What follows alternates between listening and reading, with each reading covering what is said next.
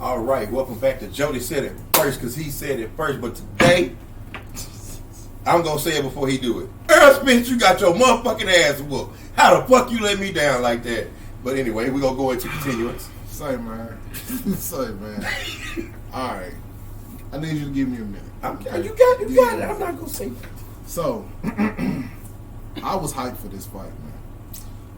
And I don't get hyped for boxing matches unless it's one of my absolute favorites. Which both of these niggas coming in were right outside my top 5 favorite boxers. Right outside. And I had Spence slightly above Bud, and this is one reason why. The reason why I picked Spence in this fight, because I picked Spence. I'm standing on that. Right? If I say it, I'm going to stand on it. So when I'm wrong, y'all going to kill me. But when I'm right, you better give me my motherfucking credit. That's why I said it first. I picked Spence because I felt in my heart of hearts that for the past few years, Bud was dodging this man. I was dead ass motherfucking wrong. Bud was not dodging Spence. What was Bud doing? Bud was trying to spare Spence because Bud loves Spence and he didn't want to do what we witnessed him do. We witnessed attempted murder. Man, hell no. We witnessed attempted murder. I won't go that far. Bro, that was the worst. Bro, this fight, I said that this is the biggest fight since Mayweather-Pac. I give you that, though. But I said Mayweather-Pac wasn't as big as it should have been because, and I still say this, because Mayweather ducked him. Floyd was dodging Pac-Man in his prime. Floyd didn't want none of Pac-Man in his prime. I don't want to hear none of that shit y'all gonna say about this, that, and this. Fuck that. Floyd didn't want to see Pac-Man in his prime. I say that too. So because of that, I said, if we talking about prime and prime, because they both in their prime. this was the biggest fight since Ali Frazier, probably. Probably so, bro. Really. This was probably that whole the biggest fight since MGM Stadium. Because packed. even if you talk about Tyson Holyfield, Tyson and Lewis, Mike Tyson is my GOAT. I love Ali, but I feel like if you get Tyson in his prime, Ali be doing that dancing and that talking, he gonna make Mike mad. If Mike catch him one time, it's a wrap. So Mike is my GOAT. Mike is my GOAT. Mike is the GOAT. I'm not gonna argue that. Mike is the GOAT. I'm gonna say that they share that title. I feel like if he could catch Ali one good time, he'd knock him out. But it's gonna take more than one for Ali. I feel you. Frazier caught him with one. Frazier was just a hard hitter. I feel you. I don't think nobody hit harder than Mike. I ain't saying that he hit harder. I'm just saying that those blows are damn near equivalent. Real quick, off topic, just for 1 second. Would you let Mike Tyson hit you right now? Bro, you can put me in the ring for Mike Tyson right now for $250,000. All I gotta do is survive. I run from my life. Well, yeah. I don't give a fuck. Exactly. I run. Now, if you want me, now, if you put me in the ring and say, "Hey, are you willing to go toe to toe with him? We can up that price, and I will swing a couple. I will take as many as I can." Say, man, you gotta think about this. Look, you gotta think about hospital fees. Hey, look. If they give me enough money, that money ain't gonna do nothing if you gotta spend that money to stay alive. If they give me enough money, they didn't say I had to take 20. And I'm talking about 50. I'm talking about 50 something high mic right now. I don't know, Jack. I ain't gonna lie to you. I just feel like that. I take a few for the right amount of money. I take a few. I don't mean standing there and taking a few. Like put my. I'd rather get in the ring with Floyd. I'd rather get in the ring with him. Even though I know I can't hit him because he's too damn fast and quick. He's such a defensive master. I just feel like if I could catch him if you give me an option, of course I'm gonna fight Floyd. Yeah, I'm gonna take the field. I'm gonna take the field over Tyson. Yeah, I'll fight anybody in the history of the world over Tyson. But anyway, back to the topic. Yeah, back to the topic. I picked Spence because I felt Bud was dodging him. I was wrong. Bud was trying to spare that man because Bud loved that man. There was a few key moments that my gut kept telling me, hey, switch this up. That my gut keeps saying, if you had to place a bet on this fight, even though you're telling the world you're taking Spence, who would you really place that bet on? And I'm about to give y'all a quick rundown of each time where I said, this is God trying to tell me, put some money on Bud.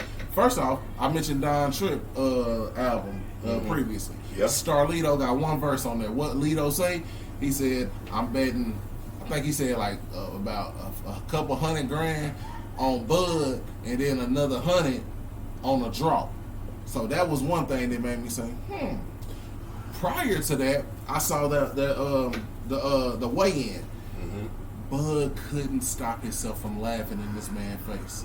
Now, yes, I was inebriated. I guess that's the word. I was not sober.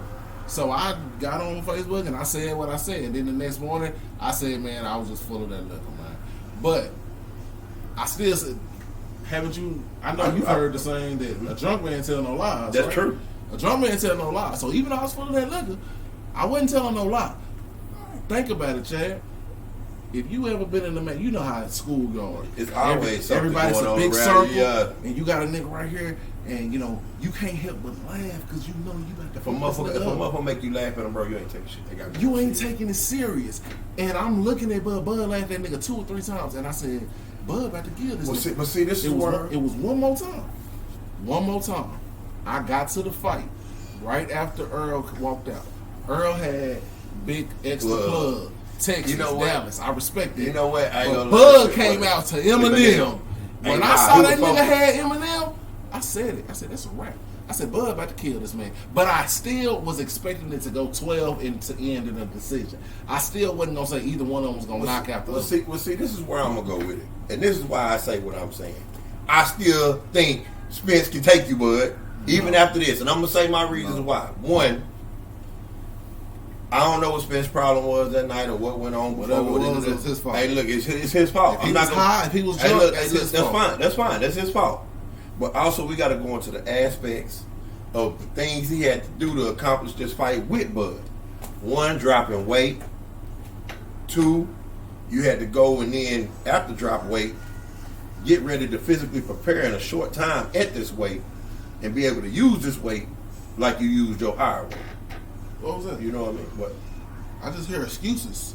All I hear is excuses. Okay, but that's fine. It's easy to say excuses. The whole Texas, I ain't gonna say the whole world because everybody outside of Texas knew what was going to happen. But in Texas, the whole Texas is just giving them excuses. But hold on. Now here's the thing of why I'm saying what I'm saying. The other part that made me ride with him was his game plan. His game plan was smart. Did he execute it properly?